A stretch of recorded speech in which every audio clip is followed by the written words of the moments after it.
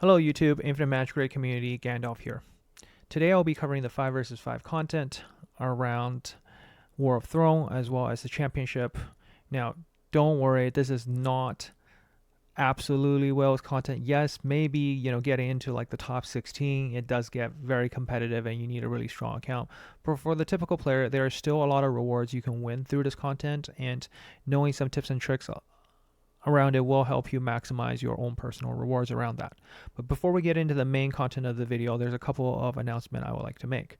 First off, from the devs, if you go to the main Discord, you will see that there is a survey on right now, and we're looking for all of the players to provide feedback. For many of you who's been around for a while knows that this is one of the rare gacha games where there's so much community engagement and the devs are very much in tune with the player base.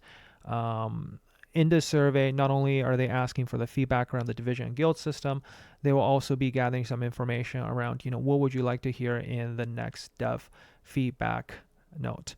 Many of you may have seen my recent video. If not, you should check it out around, some of my thoughts around the division system as I play through a brand new account on server 108 to really get a feel for the new player experience as well as the division system myself.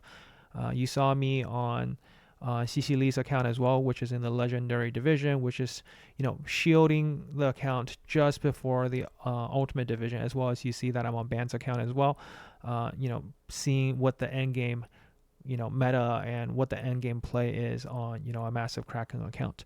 So being able to see all of these different stages in the game, it's really great for the new player in the sense that you are shielded away from players who've been playing the game a little bit longer than you, and help kind of bridge the competitive scene a little bit. But we're still experiencing a lot of turnover as we go from division to division. So your feedback, suggestions will really help refine the system and create a better player experience. Of course, around the guild system has been kind of the same since launch 2 years ago, and maybe there are ways to make the overall experience a bit better. So, being able to get your feedback on it is really, really important. Just click on this link. The survey is really, really short. There's only, I think 2 or 3 pages, and just fill it out and you will get at least 500 gems for it. Make sure you fill out your in-game ID correctly. That's the way for them to send you the gems. So that's kind of the first announcement. And on top of that, Doris is even taking her own time to reach out to guild leaders or to content creators and really get our individualized feedback as well, given how long we've been around in the game. If you're a guild leader, feel free to just DM Doris directly, and she's waiting for feedback from everyone. The second one will be sponsored by Lord Eric, the leader of the Mystic Guild. And what I'll say is the guild is slowly rebuilding itself, and there's a lot of space in this guild. And it is full of massive Krakens, and you don't have to be a massive Kraken to join the guild. A lot of you, I'm sure, are at the 2,700 or 2,800 mark, and you can see, we have players, even some of the newer players, newer whales that are joining, that are in the 2,400 or 2,500 group. So if you're looking to be part of a super strong guild, the strength is right there. You can see, dominating both sides of the playoffs. We got Lord Siggy on the left, Love Actually on the right, and you can clearly see the difference in power as players are voting so much in Mystic players' favor. And of course, Mr. Zhongli, or also known as Klee. For those of you actually play, who played Genshin Impact, will know Zhongli is the god of wealth. He literally is a walking man, full of wealth, and probably the biggest wallet in the game. And he simply is just sitting out because he's won the championship way too many times. He's just only playing every other championship, so others have an opportunity to go for that first place. So kind of him. So yeah, if you would like to join this group, the group is really fun. Like if you come to Discord, pretty much everyone's just clowning around and making jokes. So great community, giving them the shout out, and come join Mystics. And there's the guild ID if you're interested, or you can just reach out to any of the deputies here and just message them in game. So with that out of the way, let's get right into the content of the video. Championship. I know not exactly making it in. We will be going over some of the teams. I also have Chichili's account on the other screen here where we can look at the teams here in championship where, faced off in top four as well. What I'll say first of all is when it comes to championship teams, what you want to do as you are doing your lineup edits, throughout the stages you're progressing, depending on the level you're in, you really should try to optimize your team for that play. You might not have enough teams to do all 5, but for you to get your rewards and just to push just a little bit, right? When you're in the bronze division, just put your best 5 heroes here. When you get to to gold or platinum, as you progress, just update your teams accordingly. Don't worry about setting up 5 teams at the beginning in here, because you're going to have a real hard time pushing and breaking through. Another thing to remember is make sure you do your attack optimally. Ideally, try to do it 6 hours right before reset. At that time, there is no penalty. Especially if you're in some of the earlier divisions where you only have 3 teams, like the penalty is really harsh. Like literally you have to beat them 3-0 to get any points. Otherwise, it's always in the defense player's favor. So remember to make sure you do your attacks ideally close to 6 hours before reset on Saturday, because that's when the protection system kicks in, where all of your points gains will be halved. Now, when it comes to team composition, one really good strategy in general is to actually just go with the strongest 3 teams you can build, and then build your teams around that, or make minor tweaks to your teams that way. Do not try to spread all of your core heroes around the 5 different teams. That usually ends up backfiring, because what ends up happening is, if you actually look at a lot of the results, right? Let's on the other account you can see here, Steven Benna versus Restoration. I know Restoration is kind of at a disadvantage just simply because he doesn't have Eratos right now, and I know he's probably hasn't been spending too much on his account either. But if you look at some of the core teams, right? What we often see is in these matchups is the core teams will end up winning like 4 or 5 of the matches. So this is sort of like the Eratos teams, where it's leveraging Salter to do the breakthrough to trigger Eratos. We talked about that in our 3 versus 3 video. Here you can see a variation of the Jingle Bell, Esther, and Popper as a core burst team. There's different tech options in terms of what other 2 heroes to put in these slots.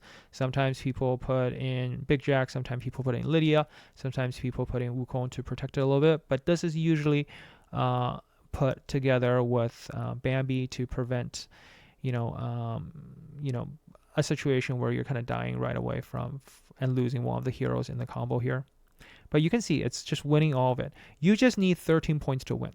So what's really important is you try to put your strongest 3 teams, because these 3 teams will end up securing you at least 6 points against the 2 weaker teams on the enemy side. If they end up spreading their heroes and not having optimal teams, kind of at least in the first 2 slot, what ends up happening is you're going to just lose a lot of points unnecessarily, and your teams just won't be able to beat their top 3 immediately. They're kind of on track for almost 15 points if they can beat all of your teams. So whatever you do, don't try to spread your team evenly. It's actually more effective to just simply stack your first 3 teams and try to build the best team you can in the last 2 slots. And we see this pattern consistently across the board. Going over to, Telson versus Lord Siggy, you can see Telson here has decided to use a tech option of Ronai. By having Ronai in this team, as opposed to Lydia, he's losing out a little bit on damage, but he's winning out on speed. So he might not be able to burst down some of the tankiest team, but we can expect someone to always have speed-based teams such as this one, or even this, right? It's tanky enough because of Wukong, it can survive a small burst from a team like this, but overall, you're going to be the fastest mover. Yes, you're going to be really weak against Eratos teams in this because you won't be able to burst it down hard enough. Also, you're going to have a hard time against CC based team, or just simply struggle against Atkins. But otherwise, you will beat every single other team with this tech option. Then heading over here, we see, you know, what he's decided to use is Airtos and Nilua will, you know, often these two will often see in compositions together. A great way of stunning and cleansing.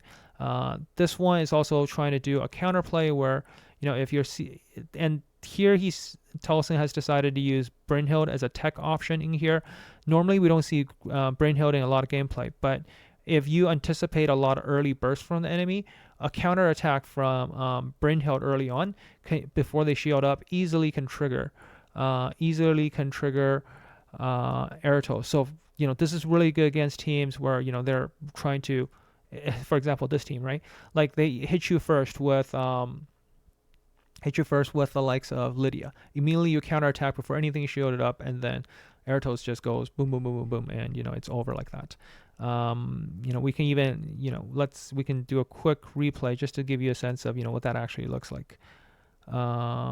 So this is a really cool combo. So if you want to give this a try, because this is the first time I've seen it. So you can see Lord Eric's Lydia is going to go, and the counterattack just, you know, triggers all of that. Now, what was strange was I don't even think Brynhild was procced, because he just got hit low enough that Airtos gets procced. But sometimes if they bring in something like Wukong, it will work really well against that.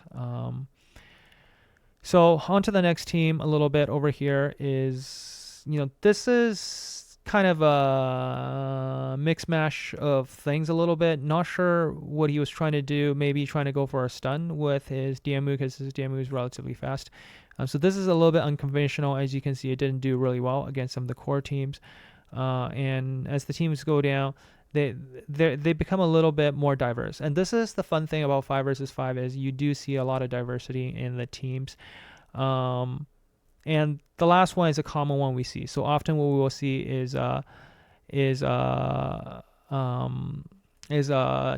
and Ascendo combo, along with something like a Big Jack, or either a full bruiser team, or it's going to be a burst team, like what I showed, I think the other day on one of my videos. I showed, like, I was using Macchio or something like that, and it was just basically UCC or Big Jack into a burst. Unfortunately, this team didn't do well against any of Eric's team, and what Eric's team kind of have planned out for is, knowing the enemy usually have some sort of combo like this, every single one of his team is actually set up to be anti CC in a sense. So this is kind of his composition a little bit. And you can see, maybe we'll talk a little bit about what you see on the right hand side. Again, we see a very similar combo between Airtos with Salter. We see the standard Jingle Bell. So these two teams are going to be meta in pretty much every composition you review. And then you're going to see a mix of teams in the remaining side. Willa is something that is really starting to show a little bit, because Willa has this unique ability to really interrupt 3 turns later. So if they're on a speedy team, they go a couple turns, Willa's going to be able to interrupt. But he's also set up in a way that, you know, if Emercando dies, like, there's, you know, that bomb damage from him a bit. If you do partial damage to him, he's going to silence you. So this is one of those tricky teams to handle, and a lot of the compositions don't plan for stuff like this. The last team as well is kind of a burst team, and you can see his burst team is the one that did the worst. It's kind of like, it will be able to pick out a lot of the squishy team with, you know, an early burst, but unfortunately, you know, this is probably the team he could improve on the most. But of course, that will come at the expense of maybe some of the other teams. Let's go over here where we look at Groomy versus Bird, LYF. And we see, again, this is now Airtos used in more of a bruiser composition. Right hand side, you see, again, the same Airtos Salter combination. The team's a little bit more diverse here. So this time they brought in the tech option of, you know, we still see this theme. We see the Nazil and Ascendo theme. Willa is introducing here, but you can see, of course, the bruiser team here is really strong. Next, Gumi brought in the. So Gumi, I'm surprised. Gumi doesn't have a Jingle Bell on this team. Where's his Jingle Bell? I swear he has a Jingle Bell. Okay, he put Jingle Bell on this team instead.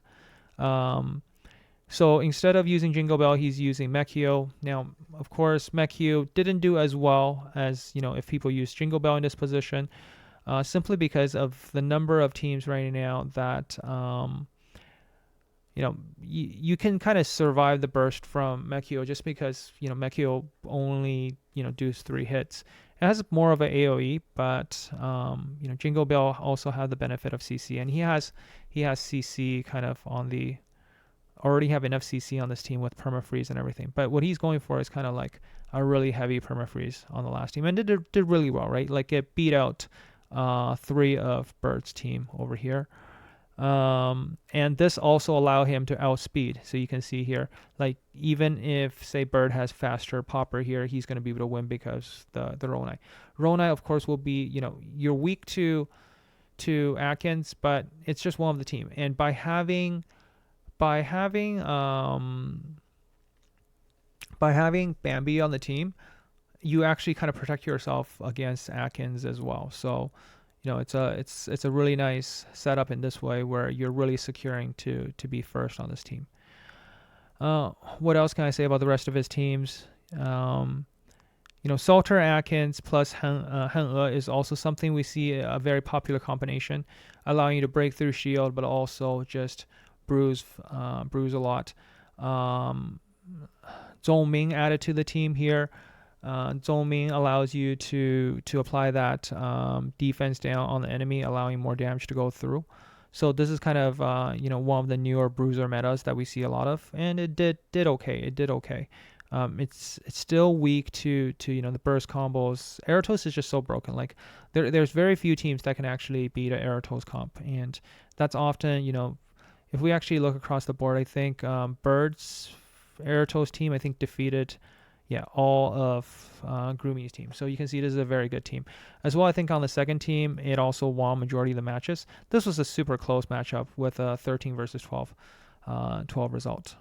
I think I covered all of the different teams here. Again, here this is experimenting against Willa. It did kind of okay. It won 2 teams, lost 3. People are still on the fence with Willa in PvP a little bit, but we do see a lot of players experimenting with it. We'll try to get some of those gameplay as well. This was a super close one. Again, another 12-13, and Love actually brings in an upset against Bailey. One of the massive spenders in the game, pretty much maxed everything but of course, Love actually is, quite of a kraken himself as well, and been really keeping up and, top of the game.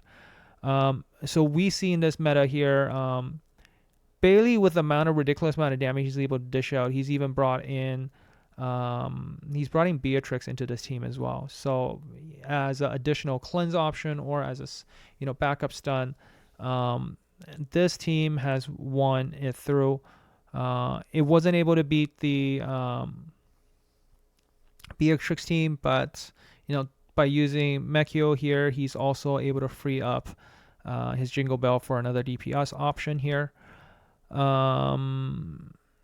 This wasn't able to work against a tanky team, and I think the Beatrix CC probably allowed him to actually go first in this situation in the last team here. On Bailey's side, the Eratos team beat everybody except this team, and this is the team that I was showing you guys that was super effective, right? So this literally kills everything. Like literally everything. The only thing you can do to stop this is sort of like a counter team that actually goes faster than this and CC it up front. So this team is weak to CC or a team that's faster than this. Otherwise, this is kind of the strongest offensive one. I showed this in the Classic Arena in my last PvP update of the Classic and Advanced Arena meta. Over here, we see Bailey's third team, and we saw 3 wins here. Again, we see, Salter, Atkins, typical combo. So Salter, Atkins often go together, or Salter, you see Hen. So this is very similar in terms of a setup. So here, for example, right, Love actually, you see the Atkins with Hen together. So, usually what you want to do is build a team around bruisers and the HP up. So this is pretty commonly seen here. A little bit out of the norm. Normally you would expect some sort of HP buff up here, but again, Bailey with his Kraken stats, anything kind of works. Here you see again the Nizil versus Ascendo, and a lot of players are starting to realize this and try to play their teams around it. So if you build your team where you can kind of anti-CC on every single team, you can almost guarantee to land yourself 5 points against this team. So Nizil Ascendo works really well because sometimes people still leave exposed teams like this. This was surprising how this one didn't turn out. I think what might have happened here is Love actually had a faster Lydia, so Lydia would have just procced Eratos and it would have ended right there. We can just quickly check the second match and see if that's what really happened. I think that looks like what happened. So yeah, oh no, this is interesting. I'm not sure what exactly happened here. I think it's good to watch the replay. That was not what I expected. So his Nizil actually went first. Okay, so a jingle bell drop. Okay. A single snowball. A single snowball from Love Actually. Proc Eratos. Wow. Yeah, so this is also why this team is super strong, is you actually need to be able to survive a snowball from Jingle Bell here. All right, so this is what Kraken territory looks like. On to the last team from Bailey. Again, we do see Willa in a lot of gameplay, but it's just Willa teams aren't performing. Still haven't seen Willa team bring a lot of success here. We can see on Love Actually side, and let's see how well his first team did. He lost, and his Willa team beat out the other two teams here. So this was almost like a exact mirror, except he used Emerkando instead of Rister, and here this team, I guess it didn't beat out this. Curious to know how the first team actually went here.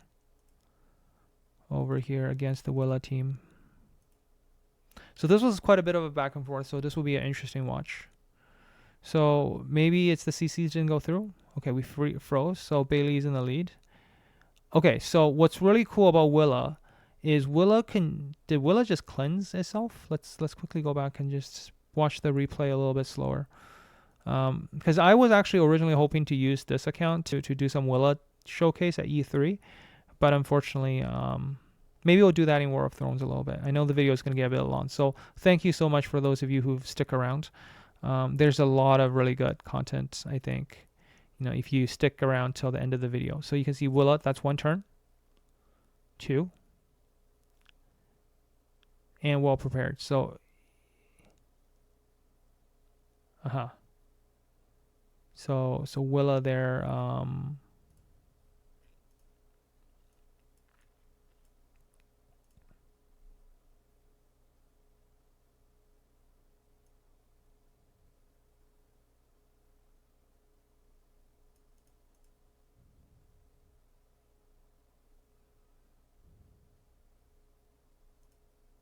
Yep. So Willa will be able to really allow you to have a nice counterplay from that, as we saw in the replay here.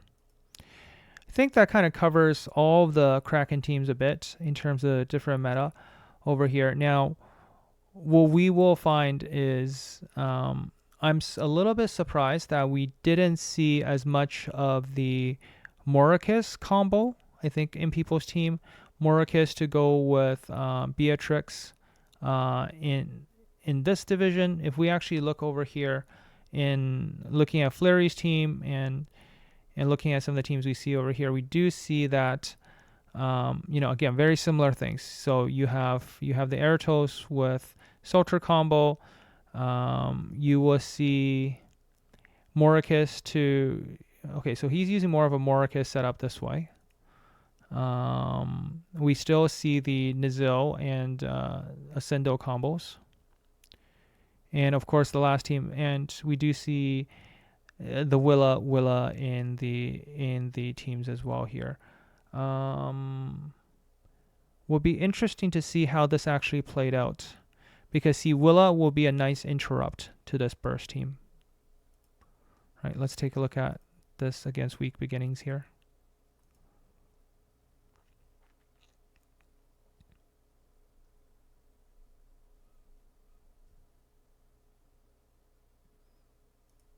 One, two, and now we see the interrupts from we should see it right now from Willa. Yeah, Willa immediately casted it, and that is very brutal.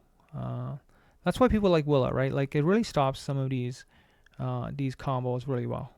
It's not the damage that gets people; it's that unstoppable hypnosis that interrupts kind of and boosts your entire team's turn meter. Like, what I would say is, for Willa is the E3 will give your entire team turn meter, even if she's CC'd, right? So then she's gonna be able to get her turn really quickly up. Like, the entire team is just gonna catch up and interrupt. Like, it is such a good way to cut into enemy teams with Willa at E3. So that's why you see Willa being used in fives a lot.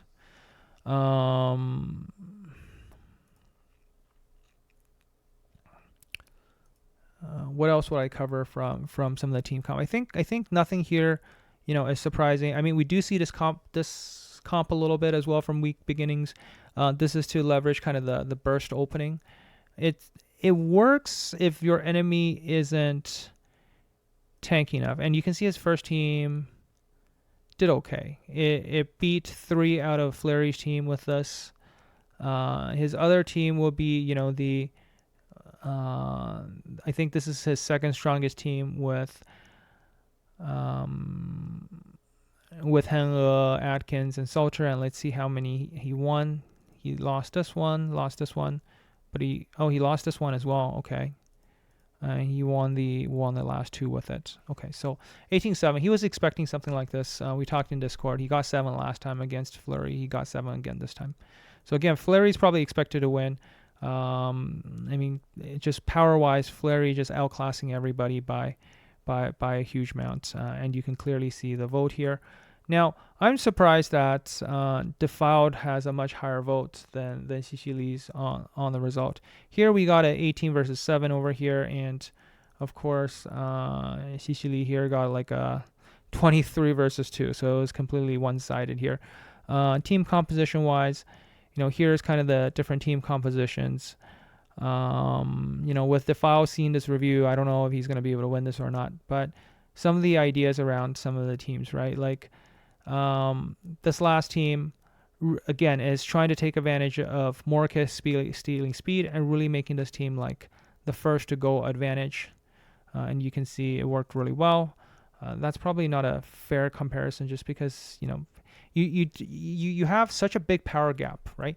Like, this is kind of the thing you see in Legendary Division, and it goes back to that original problem we talked about, where this power gap is usually what we see in some of the earlier stages or divisions. Is usually these big Krakens completely dominate the division, but the moment you finally get to Ultimate, this is when all of the Krakens kind of clash together. I have no idea. Fleury's a content creator, so I gave him a shout out last time, and he's I think in 4 zones earlier than Xixili, so he's gonna experience firsthand, I think, next week in Ultimate Division and see how well he does. I'll be keeping an eye out for his account in the next round on Band's account, and it'll be interesting to see a Mega Kraken like this, how well they perform once they finally hit Ultimate Division. I'm a little bit scared for this account, once it hits the Ultimate Division as well. There's about 6 or 7 weeks before that happens. And of course, I think Defiled is 79. So Defiled still has a long way to go before hitting. So again, these Krakens can really enjoy a lot of your competition and build up their account before they enter the Ultimate Division. I thought in War of Throne I can quickly kind of showcase the team because this account happens to be now into the the top 10 here. So at least all of the matches I'll show you is kind of more reasonable. And what I'll also say is, in here you kind of have season effects you can take advantage of. One is there's two things that it's good and bad, right? The fact before they were like the effects was like to boost the aura bonus, now it's boosting the blessings. So if you are a Kraken and you spend a lot on your blessings, this is going to make your teams even faster and make it work even better. What they also have is, what I'll also talk about is, what are some of the buffs that will make things work really well. I covered this in the video in the past before. One, first of all, revive. Revive allows you to take your burst team and actually, you don't have to use Bambi on that team. So you can actually use Bambi on one of your other speedy teams to make that work really well. So this is one change you will see between 5 versus War of Throne. The other thing what I'll say is, in here I made, minor changes to my team composition a little bit. The other one is Sacrifice of the Dead. Sacrifice of the Dead actually works really well with, shoot, I forgot his name. With this epic hero. So Rumble at E3 allow you to cast a freeze before death. So basically this actually triggers before Nizel. This is like you're guaranteed to Rumble cast on your enemy before a Nizel. Like this is because of this unique condition. So Rumble literally is the best combo in these teams. You trigger off a freeze at the start of the battle, and you can defreeze them. And even if they have a speedy team, they waste their time. Your Big Jack is going to go, and here is where I got the Mekyu Nuke in here. Santa is going to further boost the damage a little bit further. So this is a really good combo. You can even use this with Popper, with Santa for that deep freeze. Whatever kind of setup you want. If you want to use Ascendo with it, that also works because that's going to push Ascendo's turn meter forward as well. The other one I'll note is if you're using a Nita, so this is actually where Nita teams might actually work really well because of this particular passive or this buff. Any dot that you put on the enemy cannot be cleansed, so you can just dot the enemy to death, or even try something like Quinlan along with the Feist buff, where you're starting out putting 2 HP burn on the enemy at the start of the battle. That could work very well because those things can't be cleansed. So that's a really neat trick to do as well on this particular team. So it might look something. Sorry, it might look something. I don't know. Like I don't think he has a Feist on his account, but I'm sure he has a Quinlan, right? Does he? Oh, what they really got to do is add the hero filter in here, because looking for heroes in this mode is a pain in the butt. Okay, he doesn't have an E2 or higher Quinlan, but this kind of works. So this, and then what you want to do is get a Feist. Does he have a Feist? Did he even build a Feist? No, he wouldn't have built a Feist on here. But something like that, right? So you put the Oakman Echo on it, so you kind of double dot the enemy with HP burn. So that's kind of a trick. Some of you might want to give that a try, but otherwise, this is kind of the team you could potentially mess around with a little bit. Let me move that and put Ronai back in here. In terms of the hero team lineup, right? It's still kind of playing around the same ideas here, where I'm going for more of speed focus here. I'm using the Salter with Eratos combo. Those are my two core team. Here is a team where I'm stealing their speed, so Ronai plus Beatrix is going to secure the first turn for me. If I do get CC'd, I got the cleanse from Ninua. And Morikis is more than strong enough to just kill everything. And the rest of it, this is interesting because a trick that some of you might not know is that Ascendo's Shackle counts as a silence, which allows Ascendo to gain additional turn meter. So this will allow me to kind of get an easy first turn with Ascendo against my enemies. And of course, this is a really good passive to use is Soul Bomb. I'm going to find the enemy with the lowest HP, and I'm going to reduce the enemy HP and turn meter while I kill that. And it works really well with, strong heroes that do a lot of single target damage. Atkins can easily proc that, or, a weak opponent that we can use Donald to just focus down. The key thing here is you cannot auto. So you really have to, take advantage of it. So you can see battle record already did 2 quick attacks right now. We're going to just play right through. So against Lienz, I scored 25. Against Monkey Magic, I scored 17-8. So the last team was the only one that didn't win through. And you can see, against teams that are kind of anti-CC, where they can kind of break through. So where, for example, Bunny can cleanse, you can't freeze Big Jack, so Big Jack basically went. Bunny will go, that means 2 turns. Popper cleanses itself, Big Jack into Mechio, and again nuked first, right? So that could also happen. Over here, this is, what's likely is something didn't get frozen. Like, let's just watch watch what happened here, because that was, or something just simply didn't get frozen, right? So let's watch match 4 here. Okay, I think what happened here is he simply got revived. Otherwise, yeah, his entire team might have gotten revived.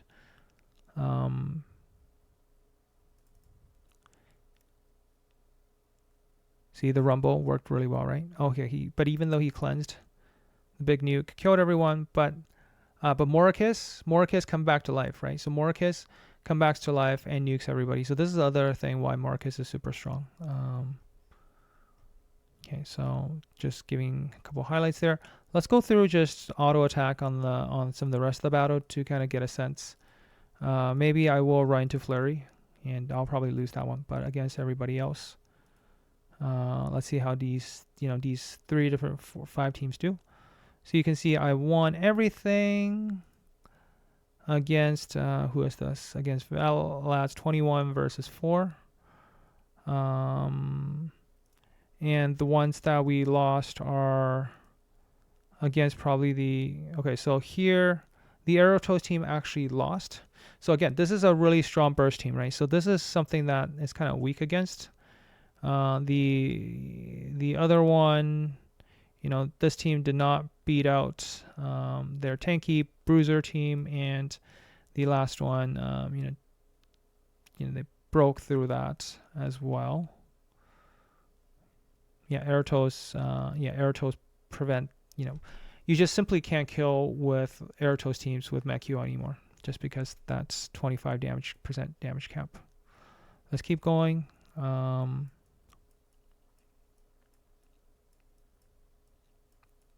Where is everyone? There we go. Okay, I think this is Flurry. So if you've gotten this far, maybe take a guess how many points I'm gonna get against Flurry. I think I'm gonna get maybe 10. I'm hoping for 10. I hope it won't be disastrous and be less than 10. But let's see how that goes.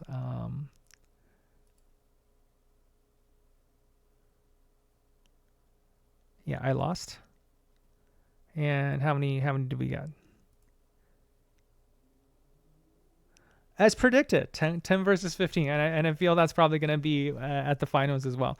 So let's see, let's diagnose this a little bit. So first round matchup. So yeah, so we weren't able to break through this team. I wonder if we ended up getting CC'd or what happened on the first one. So we did a lot of damage.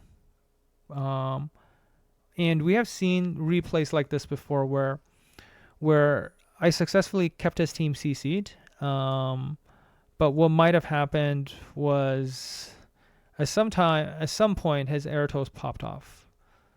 and the revive simply just wasn't there. So let's see what happened here. So we expect everything to be frozen. Okay, but he managed to cleanse, and okay, so the moment that his Nordak went, so it's kind of over at that point. Yeah, so that's over at this point. Okay, so one of the things we find is, another thing is, so people have probably found that Wukong with his Echo as well as Salter, their Echoes can drastically reduce the damage taken by the team. So if you have a max Echo Salter as well as a max Echo Wukong, the two of them together can tank a lot of damage. That's also why I kind of run that. That's a really good option as well. So, I might, make some adjustment. I kind of showed that in Advanced Arena the other day where I have Wukong and Salter on one of the teams to tank while I put Eratos on the first team. So that's, one of the things I've seen. Here, I wasn't able to beat this team. And this was also, his popper is, I think, 3 speed faster than mine. So this was kind of expected. So this was, a little bit unfortunate what happened here. So we lost. Over here, then, this our Eratos team did really well. It did not win the Eratos mirror, unfortunately. His Eratos is just, so this is where it just comes down to stats, right? And higher exclusive. Our Morcus team did relatively well. It outsped him because we stole speed, and this worked in my favor. Of course, this team is super weak against control, and of course, we didn't end up winning against his Morcus team because, again, he just simply has higher speed than me. That's nothing I can do about. And of course, when you have Eratos and Wukong, Morcus can't break through that. So that's why we lost this one. On the third, that was our third team, right? On the fourth team, we actually lost all of it. So this basically says back to the drawing board for a composition like this. This was kind of just weak to everything he has got set up in. It can't win his speed. It can't burst through his tankiness. So this is probably, maybe this is an opportunity to take a lessons learned from some of the other teams we saw around this. This is kind of a mix up of teams that, when it comes to matching someone of the same caliber, it's just not going to work. And of course, the last team, we only won one from a control perspective. The other teams, when we got CC'd as well, it didn't seem to work. I think his Big Jack also is faster than his Big Jack. Let me just quickly check that. Yeah, sometimes like this just comes down to stats, right? Like there's nothing I can do about the fact that I think Fleury has several mythic blessings, and here's his blessings, just giving, wrong one, and this is where his blessing is just giving him further advantage because of the double buff, right? So let's quickly check that. I think that's what happened for this one. No, well, I'm surprised what happened here because it looks like I was able to go on this account, but how much is the Big Jack over here? Big Jack 3500, and it is faster. However, we got CC'd first, and boom. Oh, the ally protection saved him. Yeah, the Big Jack there. Maybe, yeah. I mean, there's a lot to be learned here. I mean, Fleury is a very good player. We kind of seen that already a little bit. So yeah, that was this match. We'll finish the rest.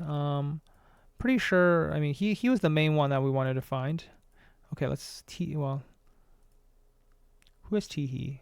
I feel bad for attacking someone who's from the same guild, but I mean, I think there's only 9 other people we can attack, right? So Teehee, you can see it's kind of similar results. The first team worked really well, but the last couple of teams kind of fall a little bit short. Well, I think the key thing is what you will realize if you're in early division is most people don't actually have, a solid third team or fourth team or fifth team, or even having a. So I think this is weak beginnings, right? Let's see how we do against weak beginnings. and we won against, is it this week beginnings? No, this was against Defile, so 16-9. So for all of those of you that voted in the other side, just a little hint. Power isn't everything. But yeah, he did really well against I think team 4 here. Again, this is the weakness on the team, right? So this is the one that doesn't seem to work really well in the meta.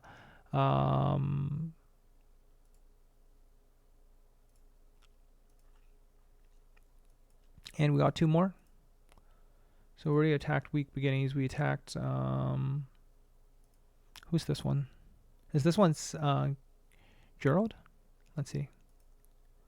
This one is Gerald. So 21-4 against Gerald.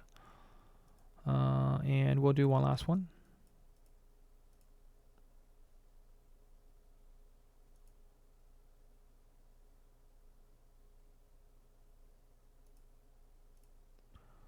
All right. And another 21-4.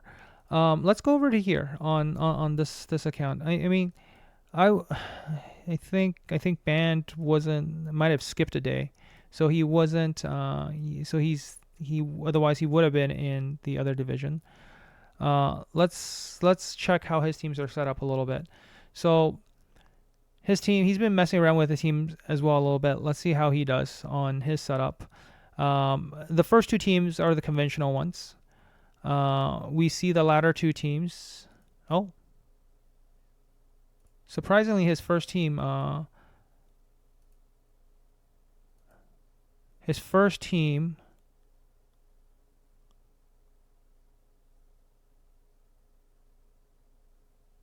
lost 4. Wow.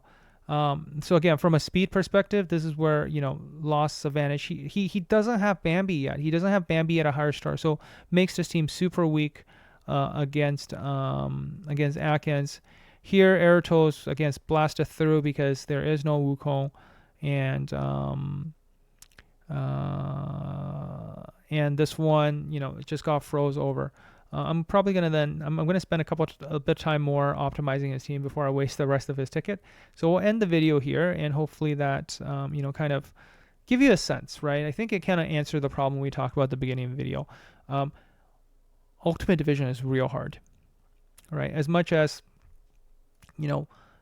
this account is completely dominating, the second it comes to the Ultimate Division, it's just going to be, there's going to be so many accounts and players like that, and this sense of always being first and second, all of a sudden dropping to maybe just only in the top 64 or top 30ish, that feeling drop is something that does turn off a lot of the newer whales that are joining the game, and that's something that we hope you will see, and you will help us resolving the survey. Sorry for the really long video. Thank you for all of you that enjoys listening to me, and enjoys the rambling, and and to make it to the end of this video. I'll catch you guys in the next one. Gandalf out.